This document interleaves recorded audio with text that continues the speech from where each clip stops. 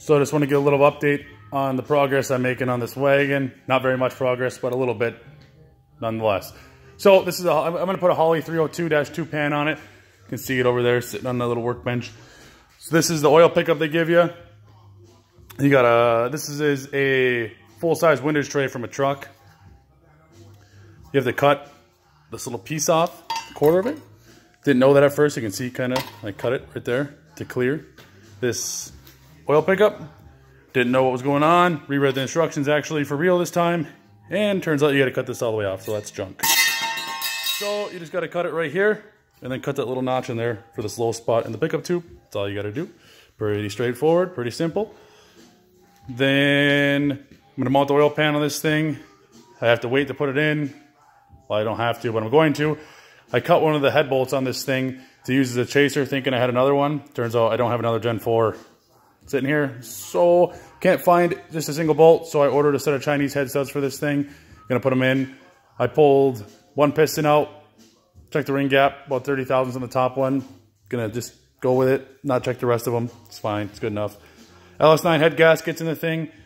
317 heads. Got Pack 1218 valve springs already in it. Got an Elgin 1840 cam in it. I put in the other day. So that should be good to go after I get this ready.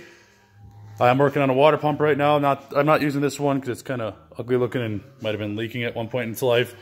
But I pulled out these barbs. Pretty easy to do. They're just pressed in. Take an air hammer and just pop them right out.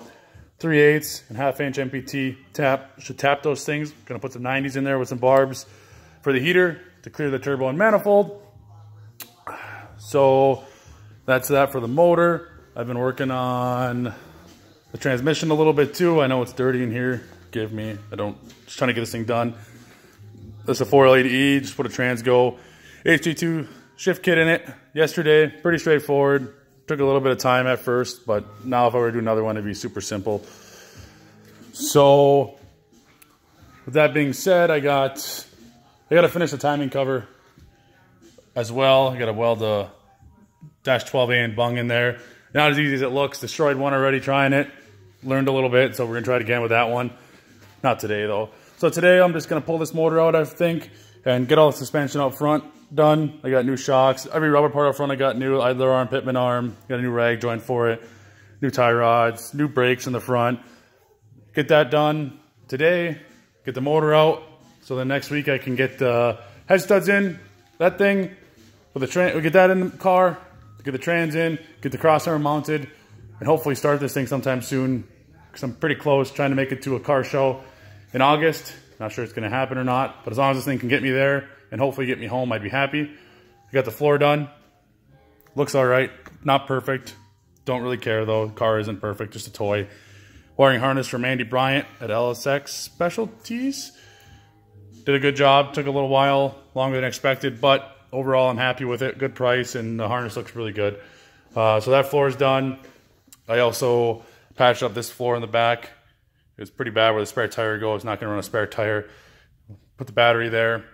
And then another project for today, I'm going to pull the fuel tank out, which on these Chevelles, since it's got a third row seat, usually the fuel tank is right here. All this junk is that I use as a junk collector box. Fuel tank goes right there, but can't go there now because the seat folds down in there, and that's where your feet go if you sit back there. Not that anyone's going to sit back there, but still, it's cool, and I want to keep it. Fuel tank actually goes right in the quarter panel here. It's really weird size, and nobody makes a repop of it with baffles in it for an EFI setup. So I'm going to pull that thing out today and see what I got to do to convert that. I think I'm going to run a Walbro 450 in it. For now, I think one pump will suffice because it's going to run on pump gas because we don't have E85 around here or else I'd go that route. So that's that. Any questions?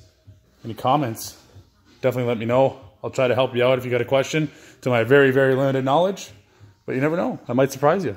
Probably won't. But thank you very much.